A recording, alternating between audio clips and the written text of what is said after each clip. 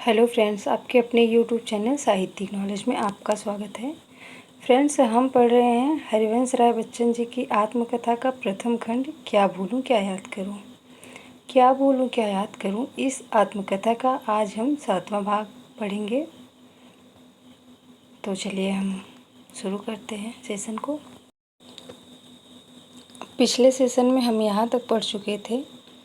सब जगह असमर्थ हूँ मैं, इस वजह से तो नहीं तेरा हुआ हूँ। राग ने मत छेड़ मुझको, आज मैं संसार से छेड़ा हुआ हूँ। इसके आगे हम आज के सेशन में पढ़ेंगे। मेरा ऐसा अनुमान है कि मेरे पर बाबा के दुर्धर्ष, दुर्दम्य और आक्रांतकारी व्यक्तित्व के नीचे मेरे बाबा का अस्तित्व पूरी तरह उभर नहीं सका। शायद मूल कारण यह था कि नायब साहब, जैसा कि अक्सर लोग चाहते थे, अपने पुत्र को अपना प्रतिरूप बनाना चाहते थे। और यह मानी हुई बात है कि प्रतिरूप रूप से, प्रतिबिंब बिंब से अस्पष्ट और कमज़ोर होता है। असल असल है, नकल नकल है। बाबा शरीर से तो पुष्ट थे, पर कद से मझोले थे। घर पर ही मौलवी रखकर उनको अरबी, फारसी और उर्दू की शिक्षा दी गई थी। बाबा को लिखने का काफ़ी अभ्यास कराया गया होगा। बात शायद यह भी थी कि उन दिनों छपी पुस्तकों का अधिक प्रचलन नहीं हुआ था। लोग प्रायः जो पुस्तक पढ़ना चाहते थे, उसे दूसरों की हस्तलिखित पुस्तकों से नकल कर लेते थे।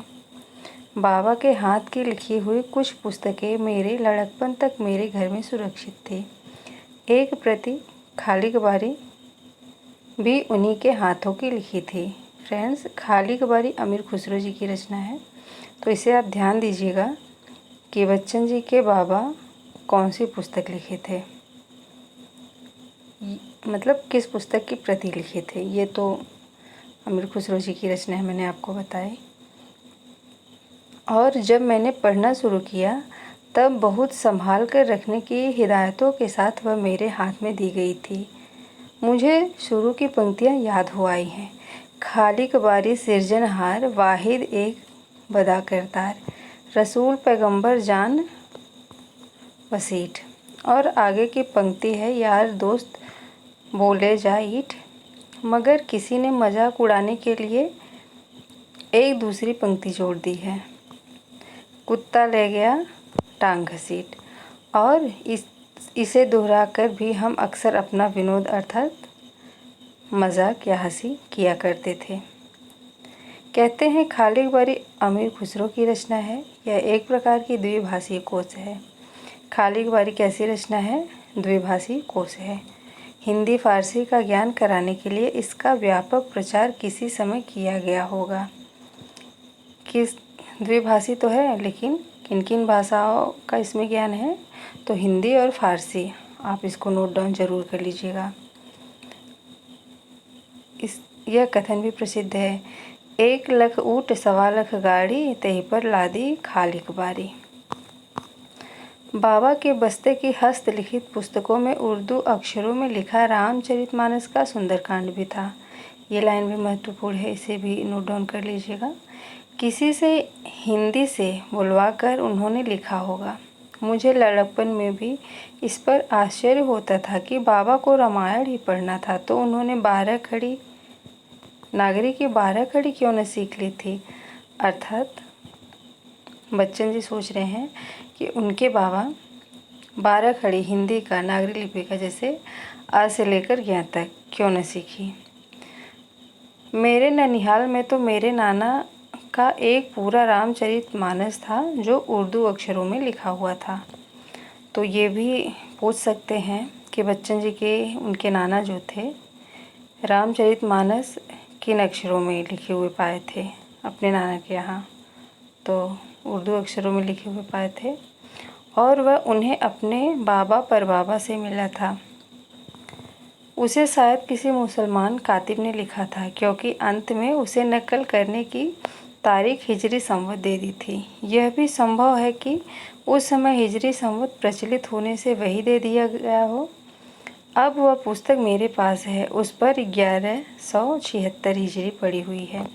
इस प्रकार यह मानस की काफ़ी पुरानी प्रति है। आजकल शायद हिजरी की 14वीं सदी चल रही है। मानस शोधन के संबंध में यह पुस्तक बड़े महत्व की सिद्ध हो सकती है। कभी कभी मुझे खेद होता है कि मैं उर्दू काफ़ी नहीं जानता, नहीं तो मैं स्वयं प्रचलित मूल पाठ से इसकी तुलना करता। शायद कभी कोई करे। मैंने राष्ट्रीय अभिलेखालय से इस प्राचीन पुस्तक का पुनरुद्धार करा लिया है और इसे मैं अपने पुस्तकालय की बड़ी मूल्यवान निधि समझता हूँ। प्रसंगवश बता दूँ कि यह पुस्तक मेरे साथ ही मेरे नाना के हाथ का लिखा हाफिज का पूरा दीवान भी मुझे मिला, जो मेरे पास सुरक्षित है। तो बच्चन जी के बाबा क्या लिखे थे? रामचरितमानस का नहीं, खाली बारी लिखे थे ना।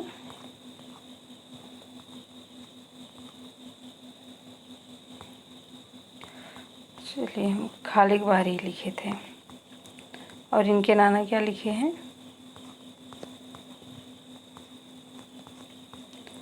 इनके नाना लिखे हैं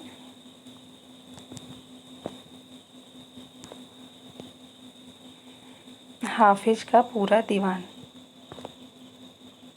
जो मेरे पास सुरक्षित है। मेरे पास पूर्वजों ने अपनी रुचि में फारसी और हिंदी का कैसा सुंदर समन्वय रखा था। भोलानाथ को अखाड़े कुश्ती का भी शौक कराया गया था। मेरे लड़कपन में नाग पंचमी के दिन एक बूढ़े पहलवान आते थे, कहते थे, हमने तुम्हारे बाबा को जोर कराया था। उन्हें उस दिन खाना खिलाया जाता और एक लंगोट, एक तहमद और 4 आना पैसा दिया जाता था। अपनी बुढ़ाई में भी वे हम लड़कों को 4-6 दांव और उनके काट बता जाते, जैसे जनेवा, दोपट, मच्छी गोता, हिरन फांस, धोबिया पछाड़। कहते हैं उस्तादों के बताए हुए 150 दांव हैं। कुश्ती का गुर ताकत नहीं, फुर्ती है। बाबा ने लाठी और तलवार चलाना भी सीखा था, पर नियम पूर्वक वे उनका अभ्यास नहीं करते थे। उनका मन लिखने पढ़ने की ओर अधिक रहता था। भीतर से अपने पिता की तरह वे क्रूर, कठोर, अकड़बाज भी नहीं थे। लड़ाई मोल लेने नहीं जाते थे, पर कोई उन्हें चुनौती दे तो पीछे भी नहीं हटते थे। फारसी शायरों की कृतियाँ भी उन्हें भीतर से अधिक परिष्कृत, सुसंस्कृत और संयमित कर दिया था। अगर नायब साहब अकारण क्रोधित थे तो बाबा कारण उपस्थित होने पर भी क्रोध नहीं करते थे। बोलते कम थे, संकोची थे, दबे से रहते थे, पर दबू नहीं थे।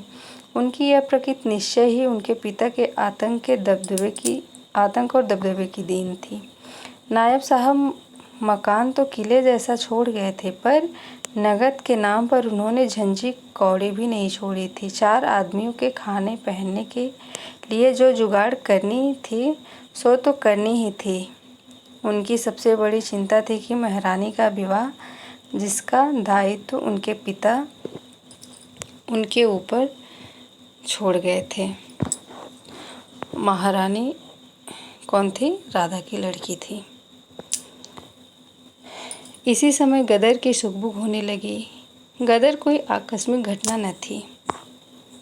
देखिए, इसमें गदर का भी जिक्र है और कह रहे हैं कि गदर कोई आकस्मिक घटना नहीं थी, अर्थात अचानक घटने वाली घटना नहीं थी, बल्कि राधा बताती 1-2 साल पहले से ज्योतिषी, नजूमी, साधु फकीर कहते फिरते थे कि अपनी सरकार का राज्य जाएगा, कि कंपनी सरकारी का राज जाएगा, नवाबी फिर से आएगी, लोग अपने दर दीवार दुरुस्त करें, तलवार कटार पर धार दें, तालाबों में कमल निकलने और हाथों हाथ रोटी आने के इंतजार में रहे। सहज विश्वासी लोगों में प्रचार का कैसा मौजू माध्यम निकाला गया था। बुआ भतीजे ने सलाह की थी कि मकान का पिछला खंड बनिए को बेच दिया जाए, इससे महारानी की शादी के लिए रुपए मिल जाएंगे। शादी के बहाने मकान की मरम्मत करा ली जाएगी, मकान के आगे एक ऊंची दीवार खींचा ली जाएगी और जब गदर होगा तो रास्ता बाजार बंद होने की हालत में बनिए से रसद लेकर, रसद अर्थात सामान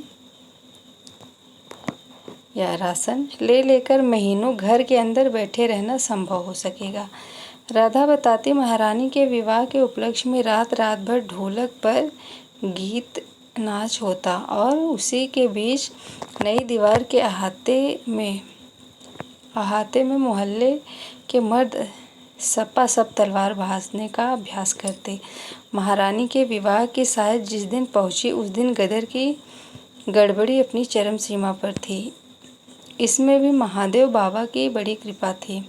भोलानाथ सब खर्चों से बच गए। केवल आग के चारों तरफ 7 फेरे देकर लड़की विदा कर दी गई। बारात केवल बाप बेटे ब्राह्मण वाली पास के ही किसी मोहल्ले से आई थी। गदर में मर्द तो मार काट करने के लिए निकल गए, पर औरतें बड़े बड़े घरों में इकट्ठी हो गई। भोलानाथ के किले से घर में मोहल्ले की 40-50 औरतों ने आकर शरण ली। बनिया के आंगन की ओर कोठे की दीवार में एक खिड़की खोद ली गई। उसी से रस्सी लटकाकर रसद खींच ली जाती। प्रायः सत्तू खाया जाता, दाना चबाया जाता कि घर से धुआं न निकले, कि अंदर किसी के रहने का शक न हो। बाहर ताला पड़ा रहता और भीतर औरतें बच्चे सन्न मारे पड़े रहते। इलाहाबाद में अंग्रेज़ों का जवाबी हमला बड़ी जल्दी शुरू हो गया।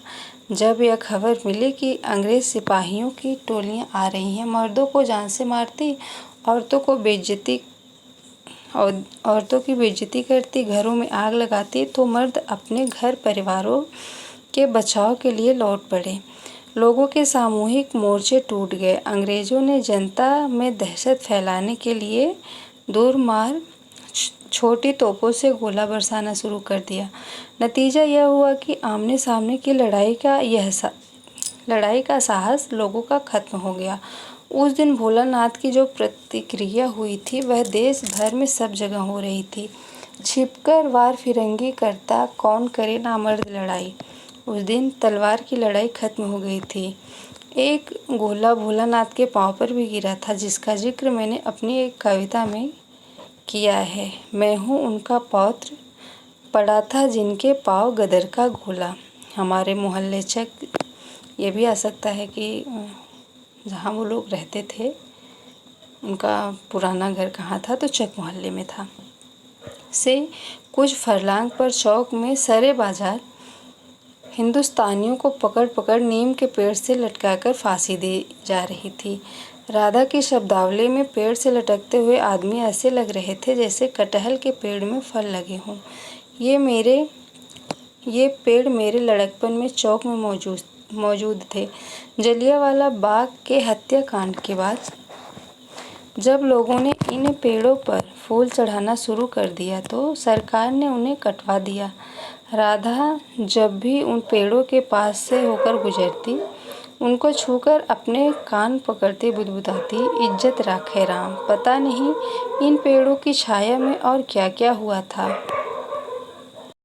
भोलानाथ के पांव पर जो गोला गिरा था वह ठोस लोहे का, पूरे 1.25 सेर का था। चोट की गर्मी में वे उठकर कुएं की जगह से घर तक तो चले आए, यहाँ तक कि पानी से गोले को ठंडा करके उठा भी लाए। हमारे यहाँ उसे फिरंगी लोबंदा कहा जाता था, जो अब तक है, पर बात को चलने फिरने से लाचार हो गए। बाहर की उथल पुथल में किसी तरह का इलाज कराना संभव न था। घर पर ही कई महीनों तक जिस तिस से सुनी दवा पुलटिस से का प्रयोग उनके पाँव पर होता रहा। बाहर चोट दिखाना शायद बलवाई होने का संदेह जगाना होता। बलवाई अर्थात क्रांतिकारी। बात को लंबे इलाज के बाद उनका पाँव ठीक हुआ। पूरी तरह से तो नहीं कह सकते, उनके चलने में थोड़ी सी भचक थी, जो उन्हें लंगड़ा नहीं कहा जा सकता था। महारानी जब ब्रह्मा के यहाँ से चलने लगी थी तो अपनी भाग्यलिपि को लगभग अपनी माँ की भाग्यलिपि की प्रतिलिपि बनवाकर लाई थी। विवाह के कई साल बाद जाकर उनके एक लड़की हुई। लड़की साल भर की भी न हुई थी कि उनके पति का देहावसान हो गया था और थोड़े ही दिनों में ससुराल वालों की गाली मार क्रूरता से घबराकर जैसे राधा आकर मेरे परबाबा के सामने खड़ी हुई थी, उसी प्रकार राधा की बेटी आखिर मेरे बाबा के सामने खड़ी हुई। राधा अपने भतीजे से बोली, जैसे भैया हमका शरण दिहन रहा वैसे तुम इनका देव। भोला ने अपना मत्था ठोका, कहा जब आ ही गई हो तो निकाल, थोड़ा ही दूंगा। पिता की मृत्यु, जीविकोपार्जन के साधन का अभाव, महारानी के विवाह की चिंता, गदर की गड़बड़ी और उससे उत्पन्न आर्थिक दुर्व्यवस्था और अपनी लंबी बीमारी बेकारी से मुसीबतों का जो तांता लगा था, उसे भोलानाथ खिन्न थे। अब महारानी आंचल में दूध और आंखों में पानी लिए दुर्भाग्य की मूर्ति बनी उनके सामने खड़ी थी। उन्होंने महारानी को बहुत समझाया बुझाया कि वे अपने ससुराल को लौट जाएं, उनका उचित स्थान वही है। चाहे ससुराल वाले कितना ही दुर्व्यवहार उनके साथ करें, पर महारानी के पास अपने आंसुओं के अलावा कोई जवाब न था। स्त्री के आंसुओं के सामने पुरुष बेबस हो जाता है। बाबा अपनी शिक्षा और संस्कारों से भावों में बह जाने वाले आदमी थे, पर मेरी मिर्जापुरी दादी तेज स्वभाव की थी। उनकी राय बिल्कुल नहीं थी कि महारानी उनके घर में रहे। उन्हें लल्लो चप्पो की आदत न थी। जो बात वे ठीक समझती थी उसे दो टूक कहती थी, चाहे कोई बुरा माने चाहे भला। उन्होंने अपनी राय राधा और महारानी के सामने मुँह से निकाल दी कि उनका हमारा घर रहना बेजाय है, अर्थात उचित नहीं है। बाबा बड़े धर्म संकट में पड़े। दादी से कुछ दबते भी थे। जो मर्द कमाता नहीं वह औरत पर मुश्किल से हावी हो पाता है। यहाँ उल्टे दादी ही अपने भाई से यदा कदा पैसे मांग कर उनकी सहायता किया करती थी। उनके भाई मिर्जापुर में अच्छे चाकरी धंधे में थे। उनके ऊपर कोई भारी उत्तरदायित्व न था। 2 लड़के थे, लड़की कोई न थी। महारानी टस से मस न हुई। उनके सामने उनकी माता का उदाहरण था। महारानी में नारी का सहज चातुर्य भी था। दादी को पराजित करने के लिए उन्होंने ऐसा ब्रह्मास्त्र छोड़ा कि दादी चारों खाने चित्त हो गई। एक दिन उन्होंने बुद्धि को, उनकी लड़की का नाम बुद्धि था, महारानी की लड़की का नाम बुद्धि था, जिसे वे प्यार से बुद्धो, बुद्धन या बुधना और क्रोध में बुधिया कह देती थी, ले जाकर दादी की गोद में लिटा दिया। शादी के 10-12 बरस बाद भी दादी को यह सौभाग्य नहीं मिला था कि उनकी गोद में कोई बच्चा खेले। नारी तो माँ बनने के लिए ही बनी है। उसके स्वप्नों में कोई इससे अधिक मधुर, कोमल और सबल नहीं होता। माँ बनकर ही वह पूर्ण होती है। न बन सकी तो इस अभाव के लिए वह अपने को धिक्कारती रहती है। इस अभाव की पूर्ति के लिए वह भगवान को शिशु रूप में पूजने से लेकर कुत्ते बिल्ली तक को बेटे बेटी का प्यार देती है। नागर जी की ताई की याद आ गई और इस प्रकार अपने मातृत्व की आकांक्षा को संतुष्ट करती है या बहलाती है, शायद झुठलाती भी है। जीवन की मूलभूत मांगों के सामने जो स्वाभाविक रूप से नहीं झुकता, उसे अस्वाभाविक रूप से झुकना पड़ता है। गणेश प्रसाद से पेड़ पौधे, महादेवी जी से खरगोश कुत्ते और पंत जी से बिल्ली बिल्ले वात्सल्य वसूल करते हैं।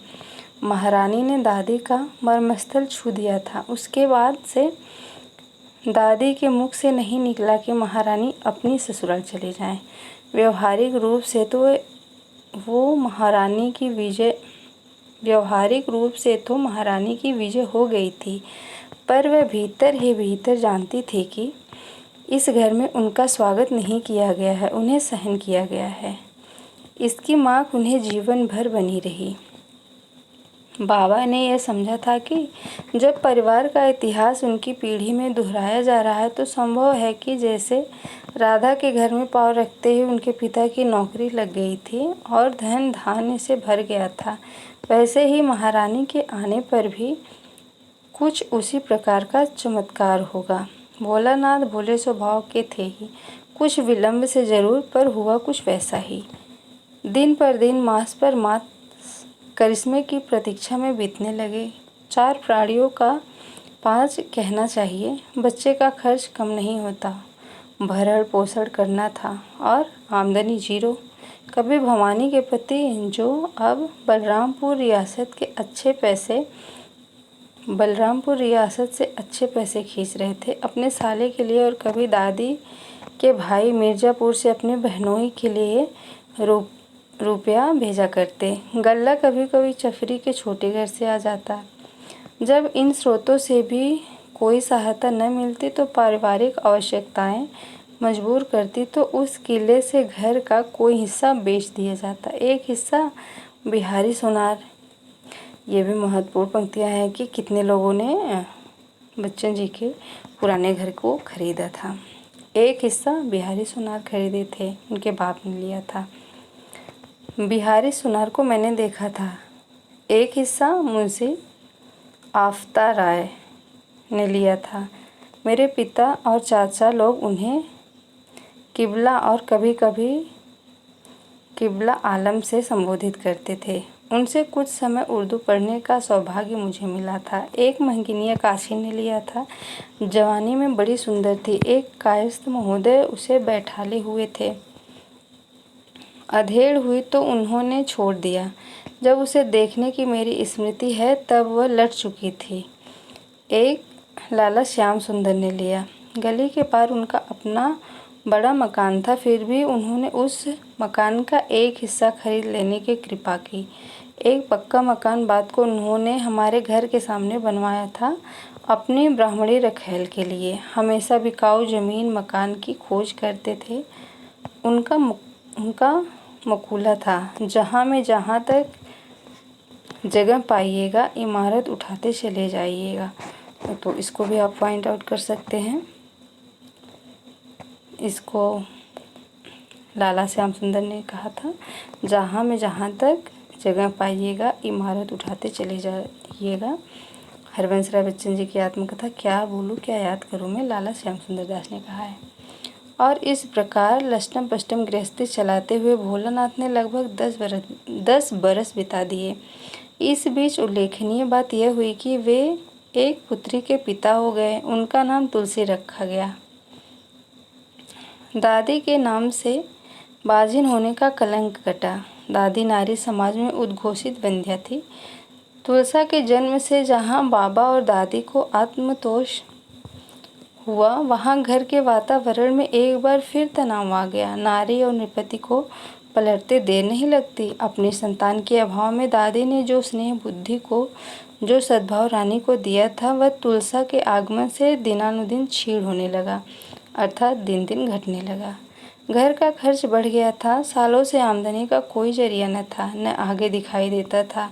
बेचने लायक अब घर का कोई हिस्सा न बचा था और दादी को तुलसा के विवाह और दहेज की चिंता उसके जन्म के दिन से ही व्याप गई थी। नारी भी कितनी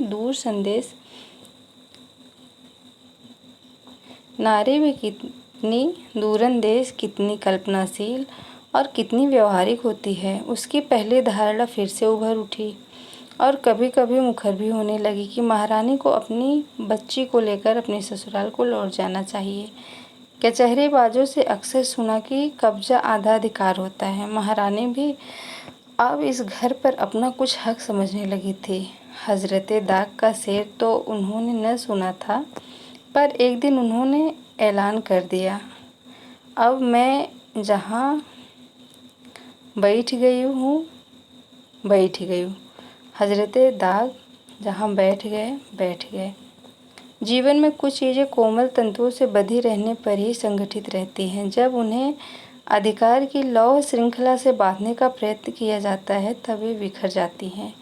तुलसा और बुद्धि को लेकर ईर्ष्या चलती। दादी और महारानी में मनमुटाव रहता। राधा कभी पेट की ओर झुकती, कभी पीठ की ओर। और नारी की इन 5 मूर्तियों के बीच 2 बच्चियां, 2 विधवाएं, एक सधवा, एक पुरुष केंद्र के समान सबको संतुलित किए सबसे संतुलित हुआ बैठा रहता। आदर, प्रेम, संरक्षण, वत्सलता और करुणा के भावों के बीच अपने जड़ दुर्भाग्य की ओर से उदासीन रहते। रहीमन चुप व बैठिए, देख दिनन को फेर। बाबा के पाँव की चोट ने उन्हें सक्रिय जीवन के लिए शायद सदा को अक्षम कर दिया था। पाँव का दर्द या चोट बड़ी बुरी चीज़ होती है। शरीर का आधार ही हिल जाता है। जीवन है तो कुछ न कुछ चले फिरे बिना कैसे काम चल सकता है। दर्द से अधिक जो आदमी को परेशान करती है वह है दर्द की चेतना। हर कदम रखने पर इसका अनुभव मैंने स्वयं उस समय किया था जब मेरी एड़ी की हड्डियों में स्पर निकल आए थे। स्पर एक प्रकार का कांटा होता है जो मील 2 मील पैदल चला जाता है। इस अनुभव से मुझे एक कविता लिखने को भी प्रेरित किया। भीतरी कांटा। मानव जीवन बड़ा बेहया है, उसे गहरा से गहरा दर्द कुछ समय के बाद सह हो जाता है। बाबा को दौड़ धूप के जीवन से विरक्ति हो गई। कम से कम वे दौड़ धूप से खुश न होते, जरूरी काम से पीछे भी न हटते। उन दिनों मकानों में 2 हिस्से होते थे, मर्दाना और जनाना, एक दूसरे से मिले पर अधिक से अधिक स्वतंत्र। साधारण आवश्यकताओं के लिए न औरतों को मर्दाने में जाने की ज़रूरत होती, न मर्दों को जनाने में आने की। औरतों को कुछ कहने की ज़रूरत होती तो वह भीतर की सांकल खड़काती, मर्दों को कुछ कहना होता तो वे बाहर से खखारते। नौकर रखने की समाई जिन घरों में होती, उनमें कहारिनें बारिनें जनाने में काम करती और उनके आदमी या लड़के मर्दाने में एक बैठक होती, एक बरामदा, कभी कभी कोने में एक गुसलखाना। 3/4 मकान का हिस्सा जनाने के अधिकार में होता, आंगन, रसोई, भंडारा, पूजा घर, दालान आदि। मध्यकालीन भारतीय नारी बाहरी समाज से पीछे हटा दी गई हो, पर घर पर वह पूरा अधिकार रखती थी, जताती भी थी। मकान की मालकिन स्वयं बनकर उसने पुरुष को घर का रखवाला सा बनाकर बाहर बिठा दिया था, कहीं किसी झरोखे या दीवार के सुराग से, जिससे वह तो देख सके पर उसे कोई न देख सके। वह पुरुष की गतिविधि पर भी नज़र रखती थी, कौन आया, कौन गया, क्या कह गया, क्या सुन गया, सबकी उसको पूरी खबर रहती थी। बाबा समय और मौसम के अनुसार मर्दाने में, कभी बैठक में, कभी बरामदे में एक मसनद के सहारे खाट पर बैठे रहते। सामने उनके खारुए के बस्ते में लिपटी उनकी हस्तलिखित पुस्तकें होती। जब उन्हें पढ़ना होता मसनद से टेक लगा लेते और जब लिखना होता तो पालथे मारकर चारपाई पर बैठ जाते, बस्ते को आगे खींच लेते और वह उनकी मेज बन जाती। इस प्रकार एक ही खाट से वे अलमारी, कुर्सी, मेज तीनों का काम निकालते। बगल में कलमदान होता, नीचे पीकदान, दूसरी तरफ फर्शीदार हुक्का। बाबा को तलब किसी चीज़ की न थी, पान वे खाते थे। इसका चस्का उन्हें मेरी मिर्ज़ापुरी दादी ने लगाया था, जिनके मुँह कुंवारे में बनारसी पान लग चुका था। सुना था कि जिन दिनों में वे अधिक लिखते पढ़ते थे उन दिनों हुक्का ज़्यादा पीते थे, वैसे दिन रात में 4 चीलम से अधिक नहीं। दिमागी काम और तम्बाकू का संबंध पुराना मालूम होता है। मैं कुछ ऐसे लेखकों को जानता हूँ जो बिना एकाध टिन फूके हुए कोई भी कविता, कहानी अथवा लेख पूरा नहीं कर पाते। सिगरेट 4-6 दिन भर मैं भी पी लेता हूँ, पर लिखते समय मुझे उसकी कोई ख़ास तलब नहीं होती। प्रायः मैं लिखते समय सिगरेट जलाता ही नहीं, मेरा ध्यान ही उस ओर नहीं जाता। कभी जला भी लेता हूँ तो प्रायः पूरी की पूरी राखदान में सुलगती रहती है। बाबा की तम्बाकू का राशनिंग दादी के हाथ में था। पान तो वे उदारता से खिलाती थी, पर चीलम के लिए बाबा की मांग बढ़ी तो उनका कंट्रोल लग जाता।